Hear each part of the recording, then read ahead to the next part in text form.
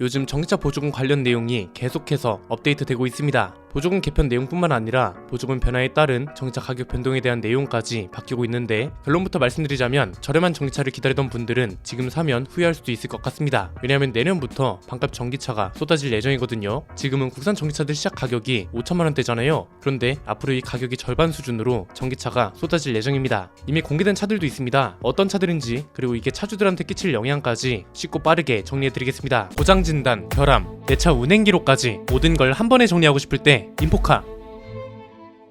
보조금 지원이 줄어들고 있다는 소식 지난번에 다뤄드렸죠. 전기차 차주들 그리고 전기차 구매 예정인 분들은 특히 집중해 주시면 좋을 것 같습니다. 워낙 변동폭이 심해서 언제 어떻게 될지 모르고 자동차 지주사들도 이것 때문에 머리가 상당히 아플 겁니다. 전 세계적으로 전기차 보조금 정책은 축소되거나 폐지되고 있습니다. 유럽 주요 국가들은 폐지 수순을 밟고 있고 우리나라는 아직까지는 축소 수준입니다. 보조금이 없어지면서 가성비 전기차, 저가형 전기차라는 게 빠르게 생겨나기 시작했습니다. 왜냐면 지금은 보조금 덕에 전기차를 4천만원대로 구매할 수 있지만, 보조금이 없으면 5천만원이 넘는 돈을 주고 해치백을 사야 하잖아요. 그랜저보다 비싼 가격을 주고 해치백을 살 사람이 몇이나 되겠어요. 이렇다 보니까 자동차 제조사들은 보조금 없이도 저렴하게 구매할 수 있는 차를 출시하기 시작했습니다. 대표적인 게 폭스바겐이죠. 얼마 전에 ID2를 공개했다고 말씀드렸는데 3,500만원 이하 가격으로 내놓은 첫 번째 전기차고, 폭스바겐 전기차 중에 가장 저렴한 ID4보다도 1,300만원 이상 저렴한 겁니다. 저가형 전기차가 점점 많아지기 시작하면서 전기차 평가 기준도 바뀌고 있다고도 말씀드렸습니다. 무조건 주행거리가 길어야 하고 자율주행급으로 신기한 기능들이 많이 들어가야 좋은 전기차로 통했다면, 이제는 적당히 많이 가고 적당히 저렴한 전기차가 좋은 전기차로 통하기 시작했다는 점이 가장 큰 차이입니다. 이쯤 되면 궁금하지 않으세요? 어차피 이렇게 될 거면 자동차 제조사들은 대체 왜 전기차를 비싸게 팔아먹은 건지, 그리고 국산차 회사들은 저렴한 전기차를 팔 생각이 있는 건지요. 이건 전기차 보조금을 자동차 회사들이 어떻게 이용했는지 함께 살펴보면 좋습니다. 크게 세 가지로 정리해드리겠습니다. 일단 첫 번째는 우리나라 전기차 보조금 지원 예산을 정리해볼 필요가 있습니다. 전기차 보조금은 환경부가 주관하는 중앙정부 보조금이 있고 각 지자체가 주관하는 지자체 보조금이 있잖아요. 환경부 보조금만 계산했을 때 작년 전기차 보조금 지원 예산은 1억 9,300억을 넘었습니다. 거의 2조원 가까이 태웠다는 거죠. 2021년까지만 해도 1조원대 초반이던 게 불과 1년 만에 2배 가까이 증가했다는 겁니다. 그리고 올해 전기차 보조금을 가장 많이 주는 지자체 순위도 나왔다고 합니다. 경남 거창군이 1위로 무려 1,830만원이나 지원을 해준다고 합니다. 경북 울릉군은 1,780만원, 전남 진도랑 장성을 포함한 7개 군은 1,530만원, 그리고 고흥군하고 합천군이 뒤를 이었습니다. 2월 27일 기준으로 올해 전기차 보조금 지원 대수 현황을 보면 서울은 벌써 6,300대가 지원을 받았고, 부산은 5,329대, 대구는 무려 9,994대나 되는 전기차가 보조금을 받아갔습니다. 오른쪽에 있는 보조금의 액수는 중형이랑 대형 전기차가 해당 지자체에서 최대로 받을 수 있는 보조금을 나타낸 숫자입니다. 그냥 단순 계산했을 때 대구는 벌써 1,000억 정도를 전기차 보조금 지원 예산으로 태웠다는 거죠. 두 번째는 왜 자동차 제조사들은 보조금을 포함한 가격을 기준으로 차를 팔아왔냐 이겁니다. 이건 무슨 말이냐면, 굳이 보조금을 받지 않아도 저렴하게 살 수 있는 전기차를 처음부터 출시했으면 됐잖아요. 그런데 왜 지금까지 전기차를 비싸게 팔아왔냐 이겁니다.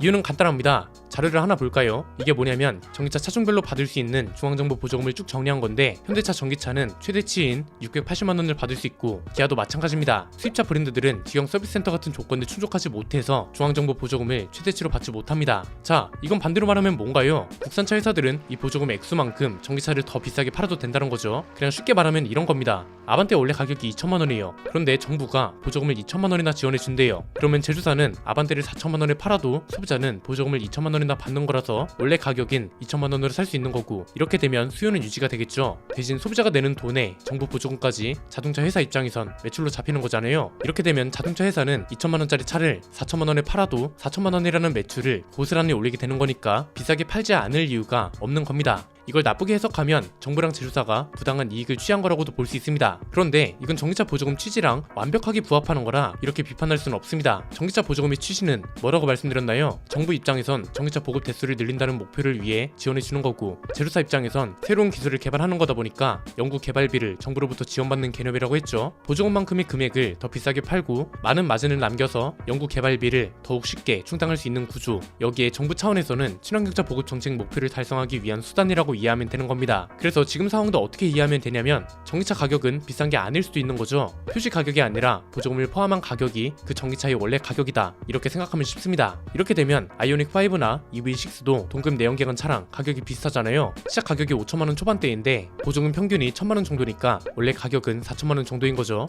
소렌토나 산타페 가격 범위가 3천만원 후반에서 5천만원 초반 정도 하고 아이오닉 5는 보조금을 포함하면 4천만원대를 왔다 갔다 하니까 가격대가 딱 맞습니다. 세 번째는 그래서 이건 어떻게 보면 원래의 가격대로 돌아가고 있는 거다, 이 해석도 맞다고 볼 수 있는 겁니다. 보조금 역할이 중요하다는 건 모두가 알고 있는 사실입니다. 설문조사가 하나 있었는데 왼쪽은 보조금을 200만원 축소했을 때 전기차를 구매할 거냐 물어본 거고요, 오른쪽은 보조금을 400만원 축소하면 전기차를 살 거냐 이렇게 물어본 겁니다. 200만원 축소한다고 물었을 때는 구입하지 않을 거라고 대답한 사람이 12%였는데 400만원을 축소한다고 했을 때는 29%가 구입하지 않을 거라고 대답했습니다. 동시에 그래도 구입할 것이라고 대답한 사람도 확 줄었고요. 이 소리는 뭐냐면 보조금을 포함하지 않은 가격으로는 지금 출시되어 있는 전기차를 사지 않는다는 소리인 거죠. 그래서 폭스바겐을 비롯한 대중 브랜드들이 보조금 없이도 저렴하게 살 수 있는 반값 전기차를 빠르면 내년 대부분이 2024년을 기점으로 쏟아붓겠다 한 거고요. 심지어 폭스바겐은 ID2보다도 더 저렴한 전기차를 출시할 거라고 했습니다. 이미 소형 전기 콘셉트카인 ID 라이프를 공개하기도 했고 가격은 2,700만원 정도 할 거라고 하잖아요. 여기에 2,700만원보다 저렴한 전기차도 언급을 했습니다. 이 차는 나중에 ID1이라는 이름으로 출시될 가능성이 높다고 하고요. 폭스바겐 그룹도 전기차 시장에서 점유율이 나쁘지 않고 내연기관차 시장은 이미 상위권인 회사이기 때문에 잘 나가던 전기차 회사들도 저가형 전기차에 관심을 가지기 시작했고 여기엔 우리나라 자동차 회사도 포함되어 있습니다. 테슬라 모델 2라는 저가형 전기차를 개발 중인 걸로 알려졌죠. 기아는 EV3랑 EV4를 2천만원에서 3천만원대로 출시할 예정이고 현대차도 아이오닉 2라는 차가 계속해서 거론되고 있습니다. 여기에 경차로 출시된 캐스퍼나 레이 같은 차들도 전기차 파생 모델을 만들 거라고 합니다. 그런데 가만 보고 있으면 저렴한 전기차를 출시한다고 하긴 하는데 애초에 저렴하게 나왔어야 하는 차들 아닌가? 이런 생각 안 드세요? 앞에서 원래 가격대로 돌아가고 있다는 해석도 맞을 수 있다, 이렇게 말씀드리는 이유가 여기에 있는 겁니다. 사실 이미 8천만원을 넘긴 전기차들 있잖아요. 벤츠나 BM이 출시한 전기차라던가 테슬라 중에서도 플래그십 모델에 해당하는 차들이요, 얘네들은 애초에 보조금 지원 대상이 아니고 원래 이런 가격대로 팔아도 되는 차들입니다. 그렇잖아요. 벤츠나 BM이 준대형 이상 모델이라면 7천만원 이상이 원래 기본이고 S클래스급은 1억 5천만원을 넘는 게 당연하다고요. 우리가 관심을 안 가져서 그렇지 프리미엄 준대형 이상급은 이미 내연기관차랑 비슷한 수준으로 가격대가 자리 잡았다고 보면 될 것 같습니다. 그리고 지금 2천만원대에서 3천만원대로 출시된다는 차들도 보면 내연기관 차라면 원래 이런 가격으로 출시됐어야 하는 차들입니다. 소형 해치백 아니면 소형 SUV가 대부분인데 이 차들은 원래 2천만원에서 3천만원대의 가격대를 왔다 갔다 하는 차들입니다. 우리나라도 보조금이 2년에서 3년이면 없어진다고들 하잖아요.